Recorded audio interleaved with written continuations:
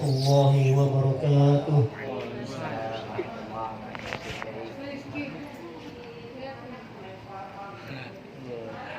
Sadaqallahul azim, sadaqallahul azim, wa sadaqallahu rasulul karim, wa nahnu ala dzalika minasyahidin. Amin amin ya rabbal alamin. Baiklah, acara selanjutnya yaitu tausiah agama atau kultum dari Al-Ustadz Al-Mukarram, yang mana beliau ini jauh-jauh dari Mesir untuk ilmu, untuk membagikan ilmunya kepada kita semua. Semoga apa yang diberikan kita mendapatkan ilmu dari beliau.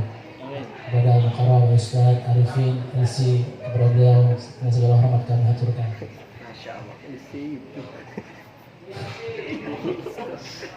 Bismillahirrahmanirrahim. La yadurru ma'a ismihi syai'un fil ardi wa la fis sama' wa huwa as-sami'ul 'alim. Assalamualaikum warahmatullahi wabarakatuh. Waalaikumsalam warahmatullahi wabarakatuh. Alhamdulillahilladzi 'allama bil qalam 'allama al-insana ma lam ya'lam. Sallallahu ala afsahil lisan wa khairul anam habibina wa syafi'ina wa maulana Muhammad.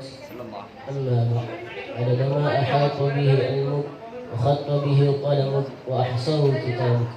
وارض اللهم عن سادتنا أبي بكر وعمر وعثمان وعلي وعن الصحابة أجمعين وعن التابعين تابعيهم بإحسان إلى يوم الدين. أما بعد. Jamaah, bunda dan ustadz yang dimuliakan oleh Allah Subhanahu wa Ta'ala. Pertama-tama, marilah kita haturkan kehadirat Allah Subhanahu wa Ta'ala. Karena berkat nikmat Allah lah kita bisa merasakan nikmatnya kesehatan dan kesempatan sehingga kita dapat berkumpul di teras masjid ini yang insyaallah dirahmatinya.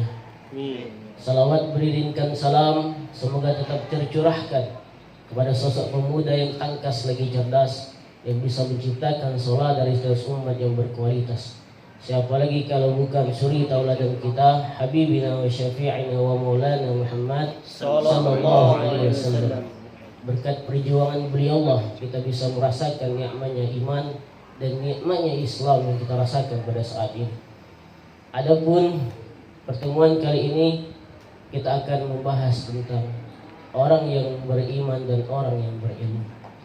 Yang mana pada saat ini kita disuguhkan bagaimana tingkah pola manusia yang modern, yang begitu banyak peristiwa-peristiwa yang terjadi di negeri tercinta kita ini, di mana Allah Subhanahu wa Ta'ala telah berfirman tentang dua golongan antara orang yang beriman dan berilmu di dalam satu surah, yaitu Al-Mujadalah ayat 11 yang bunyi, A'udzubillahi minasyaitonir rajim, yarfa'illahu alladhina amanu minkum walladzina utul ilma darajat. Yang mana yarfa'illahu alladhina amanu minkum, yarfa'illah, niscaya Allah akan mengangkat. Bayangkan ketika kita diangkat oleh orang lain atau oleh atasan kita, kita pasti bangga, kita pasti merasakan kesuksesan tersebut. Tetapi ini Allah yang niscaya Allah akan mengangkat. Yarfa'illahu alladhina amanu minkum, niscaya Allah akan mengangkat orang-orang yang beriman. Walladzina utul ilma darajat, dan orang-orang yang berilmu beberapa derajat. Jadi ayat ini menjelaskan kepada kita, wahai saudaraku semuanya, jika kita ingin diangkat oleh Allah Subhanahu wa Ta'ala, maka kita harus memiliki poin-poin dua ini. Jangan sampai kita ada poin pertama dan tinggal poin kedua, dan ada poin kedua dan tinggal poin pertama. Tidak bisa seperti itu. Ayat ini harus satu, beriman dan berilmu. Yang mana kata Buya Hamka telah mewasiatkan kepada kita, orang yang beriman tetapi dia tidak berilmu, itu ibarat lentera di tangan seorang bayi. Dan ketika ilmu tanpa iman diibaratkannya sebagai lentera di tangan seorang pencuri. Di mana ketika seorang bayi memiliki cahaya tersebut, coba kita tengok di rumah sakit, di lingkungan kita, di tetangga kita, atau bahkan keluarga kita, bahkan ibu kita yang mempunyai bayi. Lihatlah seorang bayi. Seorang bayi itu tidak bisa apa-apa. Ilmu tidak bisa, segala pun tidak bisa apa-apa. Seperti itulah orang-orang yang beriman tetapi tidak berilmu. Dan ketika orang yang berilmu tetapi tidak beriman, layaknya seorang pencuri. Lihatlah di negeri kita sekarang ini, wahai saudaraku, seorang pencuri, seorang koruptor, itu bukan orang yang tidak berilmu. Itu semuanya orang-orang yang berilmu, wahai saudaraku semuanya. Tetapi dia tidak memanfaatkan ilmu tersebut. Karena kenapa? Karena kurangnya iman. Jadi sini sangat jelas, Allah Subhanahu wa ta'ala, poin pertama dan poin kedua ini sangat penting. Yang mana ketika kita merasa beriman tetapi kita tidak memiliki ilmu, hal inilah yang menyebabkan kita derajatnya lebih rendah dari orang-orang yang beriman dan berilmu. Yang mana di dalam kisah diceritakan dalam Ihya-nya Imam Ghazali telah bercerita bahwasanya pada saat itu ada syaitan. Syaitan ini melihat ada orang sholat di masjid, lalu dia ingin menggoda orang yang lagi sholat ini. Setelah ia sampai di masjid dan melihat di ujung pojok ada seorang yang berilmu tidur, dan dia berlari tunggal-langgang terbirik-birik. Bayangkan, melihat orang yang lagi sholat dia ingin menggoda, dan ketika melihat orang yang lagi tidur ia berlari. Lalu pada saat itu teman-teman sama syaitannya bertanya, "Woi Ton, nak kemana kau Ton?" "Woi Ton, aku ketakutan," katanya. "Aku ketakutan Ton. Aku Ustaz Arif lagi sholat, lagi tidur," katanya. Sedangkan Ustaz Rizki lagi sholat. Tidak takut. Itu perumpamaannya saja Ustaz Rizki. Sebenarnya Ustaz Rizki lebih berilmu dari saya. Jadi cerita singkat tadi dapat mengambil pelajaran kita, wahai saudaraku.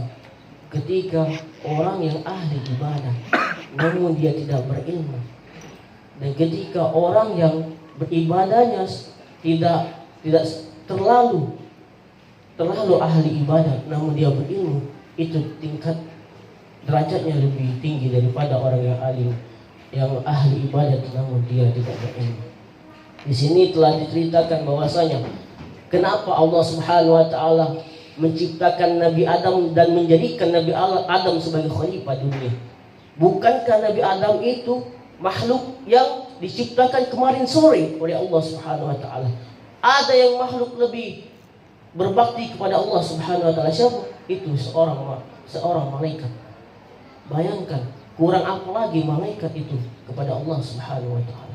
Bertasbih, bertahmid, beribadah kepada Allah ratusan tahun lamanya.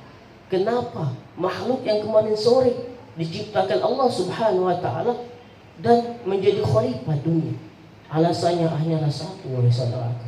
Nabi Adam diciptakan Allah, telah diberikan Allah ilmu nama-nama benda dan ilmu yang lainnya. Jadi walaupun malaikat itu disebut makhluk yang mulia, tetapi ada yang lebih mulia dari malaikat. Siapa? Yaitu Nabi Adam beserta anak cucunya kita sekarang ini. Jika kita ingin menjadi mulia dibandingkan malaikat, mari sama-sama kita belajar beriman dan berilmu. Dan juga ada juga, wahai saudaraku semuanya, Ustaz dan Bunda, walaupun ada malaikat yang derajatnya lebih rendah dari kita, ada juga makhluk manusia yang lebih hina dari seekor binatang. Coba bayangkan, manusia lebih hina dari seekor binatang. Karena kenapa di sini saya tekankan binatang? Bahwasanya lihatlah, kalian tahu burung walet? Tahu kan burung walet? Iya, burung walet itu air liurnya bisa bermanfaat bagi manusia. Iya, air liur walet itu bisa bermanfaat bagi manusia. Sedangkan manusia ada yang lebih buruk dari walet, yang lebih hina dari walet. Karena kenapa? Karena dia tidak bisa bermanfaat bagi manusia lainnya. Bahkan ia bisa menjadi bumerang, bahkan menjadi sampah masyarakat. Dia membunuh, membegal, mencuri, merampok, memperkosa, dan lain sebagainya. Ini ciri-ciri makhluk yang lebih hina dari seekor binatang. Coba kita, wahai saudaraku, mari kita menuntut ilmu supaya kita lebih tinggi derajatnya dibandingkan makhluk-makhluk Allah yang lainnya. Yang mana Rasulullah pernah berpesan tentang ilmu tersebut. Man aradda dunya, barang siapa menghendaki dunia. Ketika kita ingin menguasai dunia, ingin sukses di dunia, ingin menguasai bintang, ingin menguasai bulan, ingin menguasai rumput-rumputan, ingin menguasai bahkan binatang buas sekalipun, kita harus memiliki ilmu. Dan juga ketika kita ingin sukses di akhirat, wa man arada al-akhirah fa alaihi bil ilmi, kita harus memiliki ilmu juga. Dengan apa? Dengan belajar ta'lim, fikih, tauhid dan lain sebagainya. Itu adalah jalan kita menempuh kebahagiaan di akhirat. Wa man aradahuma, dan barang siapa menghendaki keduanya, maka kita sama-sama meraih fid dunia wal akhirah. Jika kita ingin meraih dunia dan akhirat, maka kita sama-sama belajar. Mungkin dengan itu kita bisa menjadi khairukum man ta'allama, khairukum, sebaik-baik manusia. Jadi wahai saudaraku semua,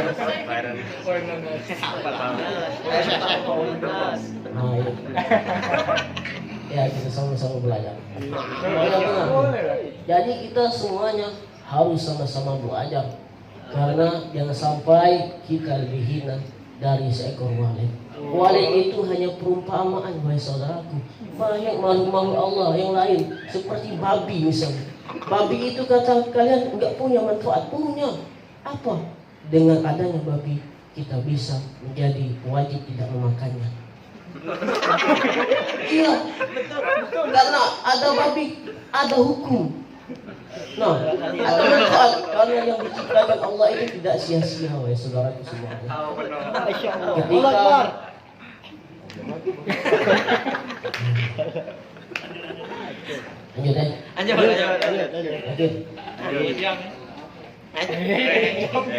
Gak ada kopi.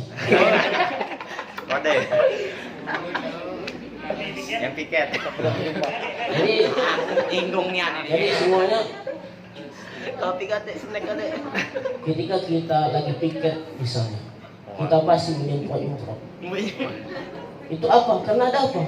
Nyamuk. Karena ada nyamuk. Dan hidupnya nyamuk bermanfaat bagi orang yang membuat baygon. Dia bisa menjadi kaya karena apa? Karena binatang.